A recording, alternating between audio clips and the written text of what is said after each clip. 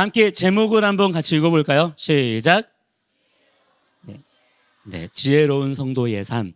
자, 여러분의 삶은 지혜로우십니까? 아니면 미련하십니까? 질문을 좀 바꿔서 여러분의 삶은 미련하기를 원하세요? 아니면 지혜롭기를 원하세요? 지혜롭기 원하시죠? 그럼 지혜로운 게 뭘까요? 우리는 어떤 지혜를 원하나요? 하나님 저에게 지혜를 주세요. 그럴 때 여러분은 어떤 생각을 하시면서 하나님께 지혜를 달라고 하시나요? 뭐라고요?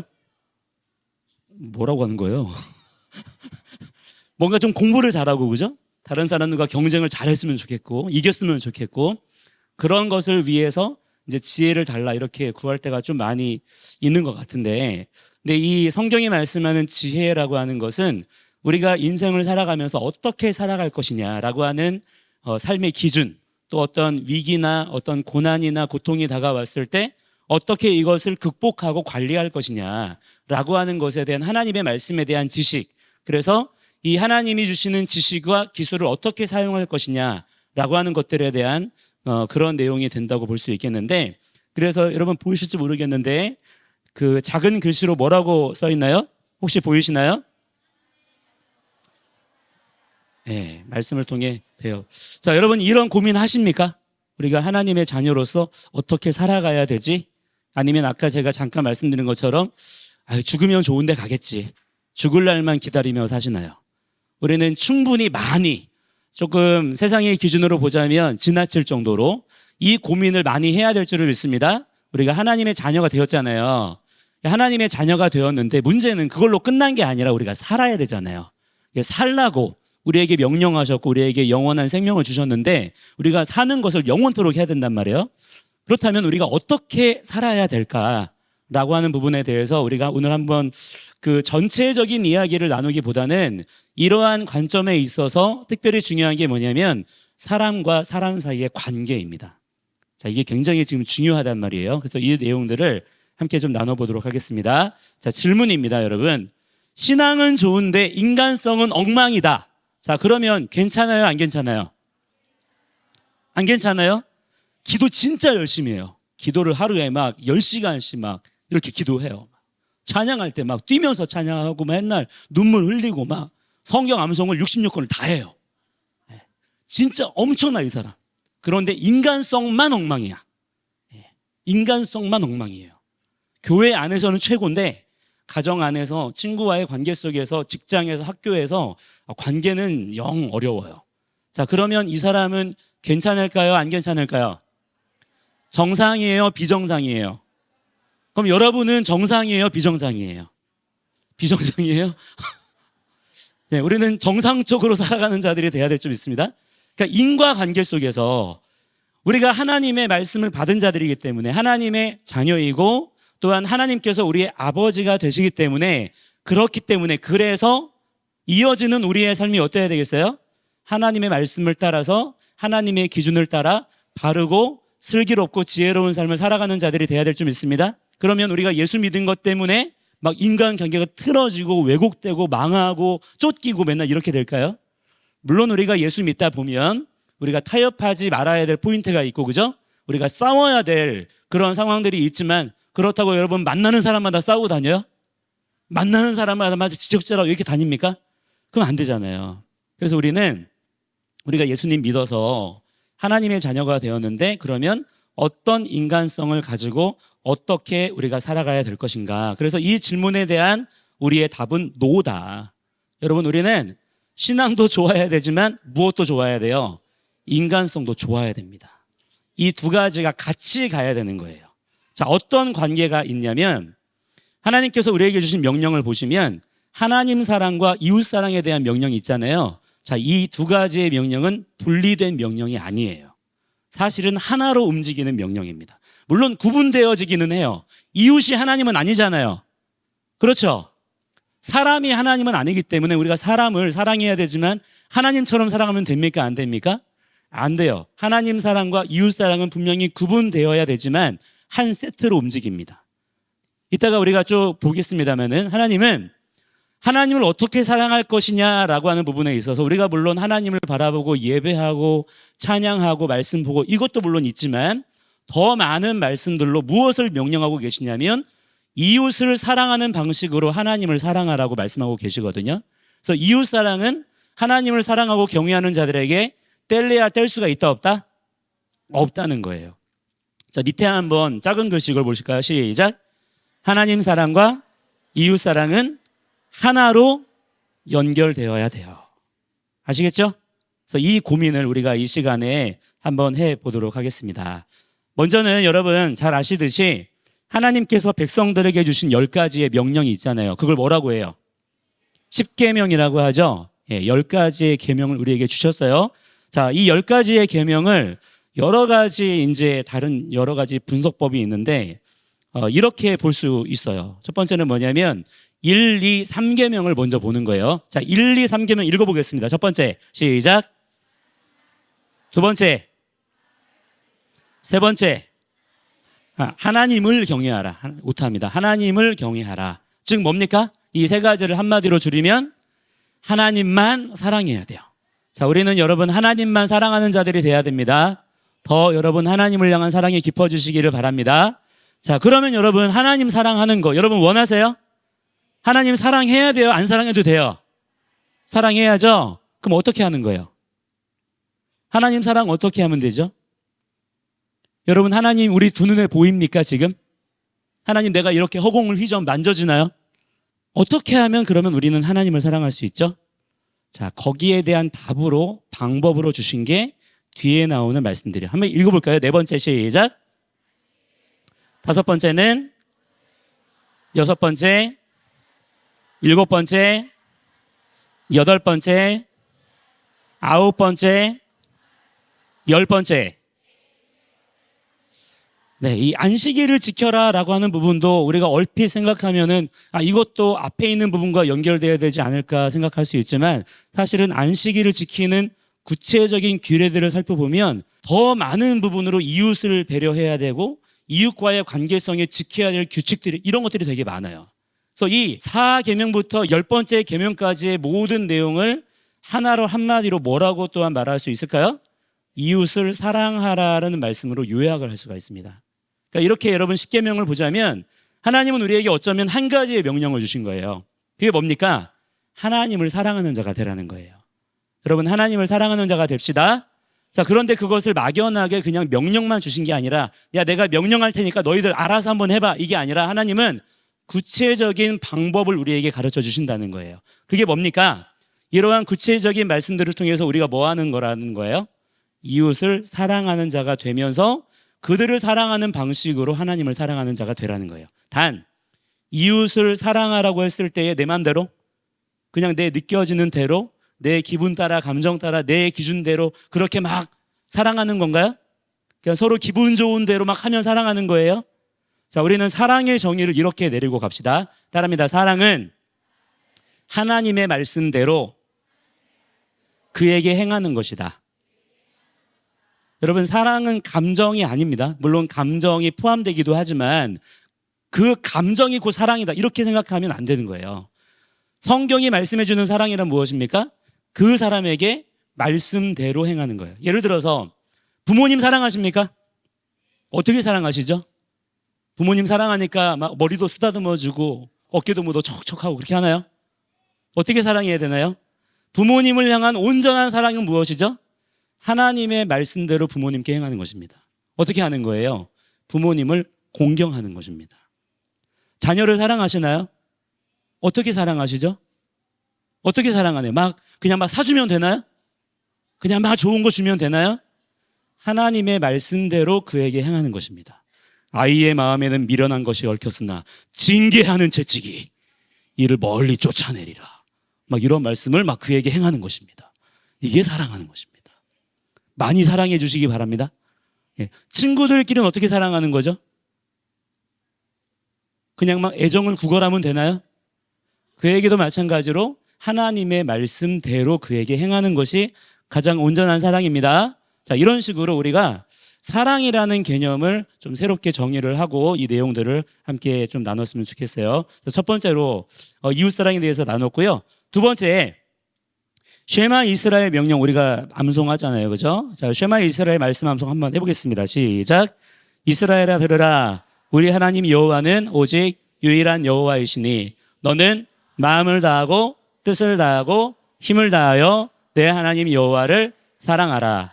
오늘 내가 내게 명령하는 이 말씀을 너는 마음에 새기고 내 자녀에게 부지런히 가르치며 집에 앉았을 때든지 길을 갈 때든지 누워있을 때든지 일어날 때든지 이 말씀을 강론할 것이며 너는 또 그것을 내 손목에 메어 기호를 삼으며 내 미간에 붙여 표로 삼고 또 내 집 문설주와 바깥문에 기록할지니라. 아멘. 자, 이 말씀 우리가 암송하잖아요. 그죠? 뭐라고 말씀하고 있어요? 마음을 다하고 뜻을 다하고 힘을 다해서 뭐 하라고요? 마찬가지로 하나님만 사랑하라 말씀하고 계세요. 자, 그러면 그거 어떻게 하는 거예요? 항상 우리는 어떻게라는 질문을 해야 돼요. 성경을 보면서. 자, 하나님께서 이것을 어떻게 하라고 하십니까? 첫 번째는 뭐예요? 말씀을 내 안에 채워야 돼요. 왜? 왜 그럴까요? 내가 말씀대로 행해야 되기 때문에. 두 번째 뭡니까? 명령하시는 거, 말씀을 자녀들에게 가장 가까운 그 관계 속에 가르치는 자가 되라. 세 번째는 뭐예요? 말씀을 세상 사람들에게 어떻게 해라? 선포해라. 네 번째는 뭡니까? 삶의 모든 자리마다에 말씀이 있게 해라. 말씀을 기록해라. 말씀 안에 거하는 자가 되라.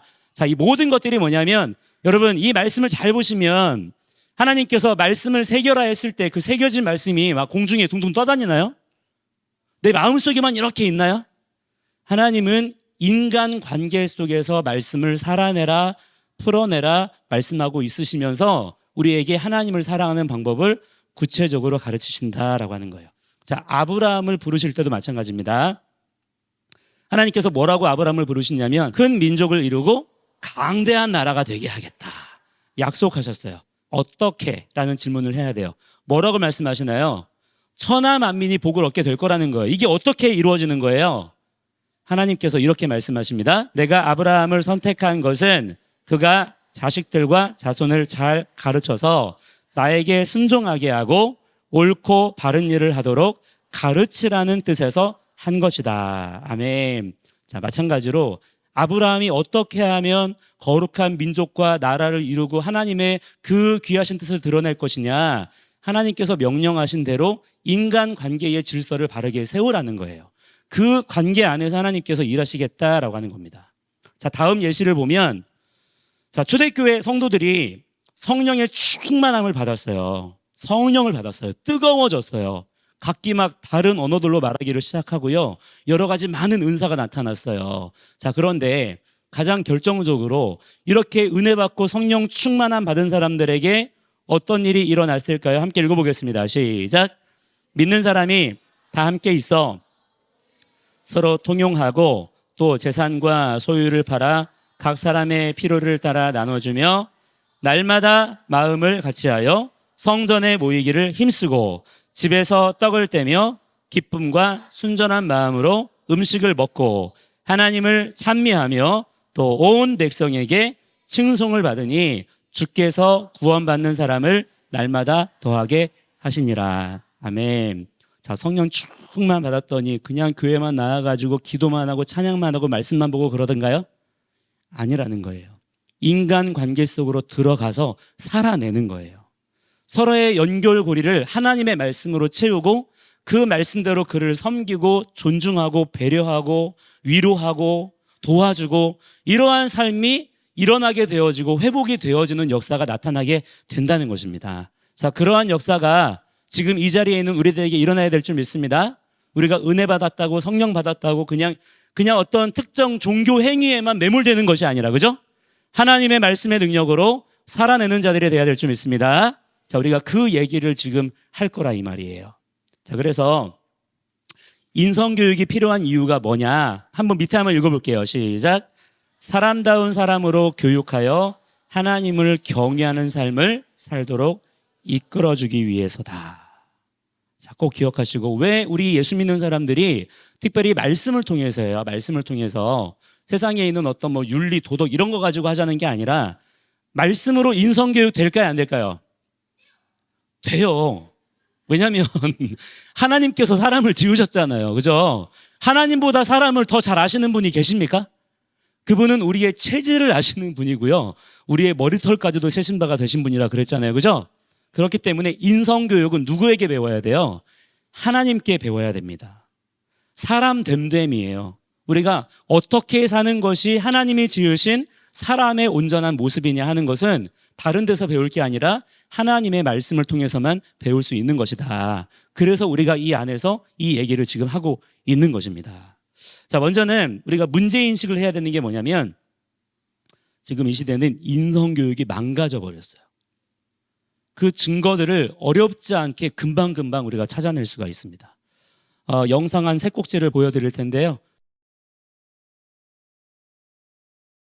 그러니까 이런 뉴스들이 막 눈 씻고 찾아봐야 겨우 몇 개 발견하는 게 아니라 그냥 여러분이 그냥 뉴스 보시면은 막 쏟아져 나오고 있어요, 지금. 이것이 바로 지금 우리가 사는 현실 그 자체라고 하는 겁니다. 그러니까 여러분 이게 문제예요, 문제가 아니에요. 이거를 그냥 내버려둬도 될까요? 내 얘기는 아니니까 뭐 나만 아니면 돼요? 우리가 이런 부분에 대해서 많은 관심을 가져야 되고요. 또한 나 자신도 점검을 해봐야 되고요. 우리는 세상의 소금과 빛으로 부름받았다 그랬잖아요. 대체 어느 부분에서 우리가 소금과 빛의 역할을 감당을 해야 될까요? 어쩌면 제일 중요한 부분이 될 수도 있다고 생각이 듭니다. 그죠? 그래서 우리가 이런 부분들을 좀 주의 깊게 생각해 볼 수 있는 시간이 될 수 있었으면 좋겠습니다. 자, 성경에도 이런 인물들이 나옵니다. 인성이 무너진 성경 속 인물들 한 3사람만 찾아볼 텐데요. 먼저는 여러분 가인 아시죠? 가인? 동생을 돌로 쳐 죽여버렸어요. 조금 전까지 같이 예배드렸어요. 예배드렸단 말이에요. 예배드렸는데 자기 감정 하나 조절 못해서 동생을 아무도 안 보는 데 가서 돌로 쳐 죽였어요. 정상이에요? 비정상이에요? 예배자예요? 아니에요? 예배자가 아니죠. 자, 다음 홈리와 비너스 아십니까? 자, 이 사람들의 직업은 무엇일까요? 제사장이에요. 제사장. 제사장은요, 이스라엘 사람들 중에서도 레위 지파 중에서도 구별된 사람들입니다. 하나님의 성소에 가장 가까이 나아갈 수 있도록 선택받고 부름받은 사람들. 그런데 이 사람들이 그 성막에서 제사장임에도 불구하고 막 여인들을 함부로 대하고 성막의 성소에 막 물건들을 재물들을 함부로 막 사용하고 아버지 말씀도 안 듣고 자기 욕심만 잔뜩 부리다가 나중에 어떻게 됐을까요? 비참하게 죽어버렸어요. 전쟁터에서. 자, 다음 압살롬 아시나요? 압살롬? 잘생긴 사람이었어요. 얼마나 멋있는 사람이었게요. 그런데 이 압살롬이 형제들과 싸우고요. 형제들을 죽이고요. 아버지에게 반역하다가 결국에는 자기가 자랑하던 긴 머리가 나뭇가지에 걸려가지고 죽어버렸어요. 성경에는 많은 믿음의 사람도 나오지만 분명히 그 이스라엘의 언약의 계보 안에 들어있음에도 불구하고 인간관계 하나가 엉망이 되어서 완전히 심파받는 것처럼 살아간 그런 인물들이 많이 나오는 것을 볼 수가 있습니다. 자, 그러면 우리가 인성교육을 어떻게 해야 될까 하는 부분들을 4가지만 오늘은 우리가 이번 시간에는 4가지만 좀 나누고요. 이것을 중심으로 우리가 훈련을 할 거예요. 그러니까 이거는 사실 뭐냐면은 되게 복잡하고 어려운 게 아니에요. 어쩌면 여러분들이 이 4가지 보시면서 에이 뭔가 시시하다 뭐 이런 걸 하냐 이렇게 생각하실 수도 있는데 근데 가만히 오히려 반대로 생각해 보시면 우리가 이 4가지에 대해서 실제로 교육을 받은 적이 별로 없어요. 그래서 이 4가지는 정말 어쩌면 기본적인 거지만 기본적인 것이기 때문에 그만큼 오히려 더 중요한 것이다 라고 생각을 하시고 오늘 한번 우리가 훈련을 해볼 수 있는 그런 시간을 가져볼 수 있기를 바랍니다. 자, 인성교육을 어떻게 할 수 있어요? 인성교육도 함께 읽습니다. 시작. 인성교육도 하나님 말씀에 따라 성령의 인도하심으로 배울 수 있어요. 여러분 꼭 기억하시고 하나님 말씀 따라 여러분 걸어가시기 바랍니다. 자, 첫 번째는 뭐냐면 따라합니다. 인사를 잘하자. 인사를 잘하자. 자, 한번 따라해 볼까요? 안녕하세요. 감사합니다. 반갑습니다. 어려워요, 쉬워요? 네, 이게 잘 안 돼요. 지금 우리 관계 속에서 인사하는 것이 어려운 친구들이 많습니다. 인사하는 법도 배워야 돼요. 악수하는 것도 배워야 돼요. 고맙습니다 하는 것도 배워야 되는데 배운 적이 없는 거예요. 그래서 이런 과정들이 낯선 거예요. 그래서 인사만 잘해도 우리의 삶 속에 인간관계 속에 엄청난 변화가 일어난다. 자, 그래서 오늘 우리가 뭐 할 거냐면 인사하는 연습할 거예요. 아시겠죠?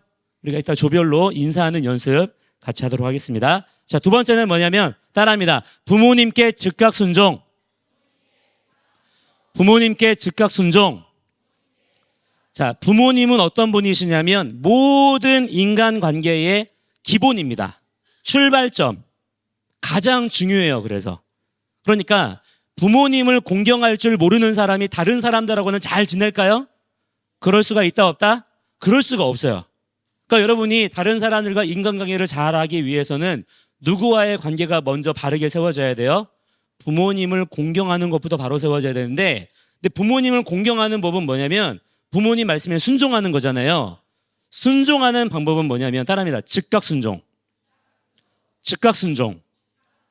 순종을 지연하면 불순종으로 다가옵니다. 아무리 순종하고자 하는 마음이 있어도 순종을 지연하잖아요. 그럼 순종에 실패하게 돼요. 그래서 여러분은 뭐를 해야 되냐면 일단 부모님을 쳐다봐야 되고요. 누구를 쳐다봐야 돼요?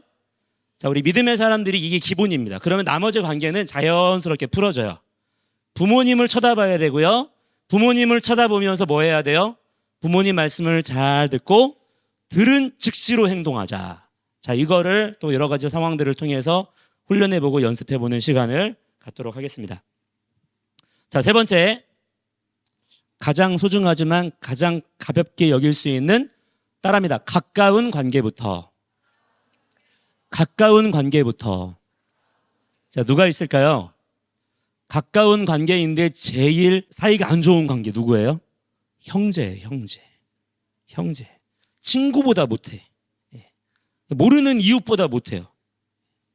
형제와의 관계가 지금 완전히 엉망진창인 분들 많죠? 그죠? 이거 문제예요, 문제 아니에요?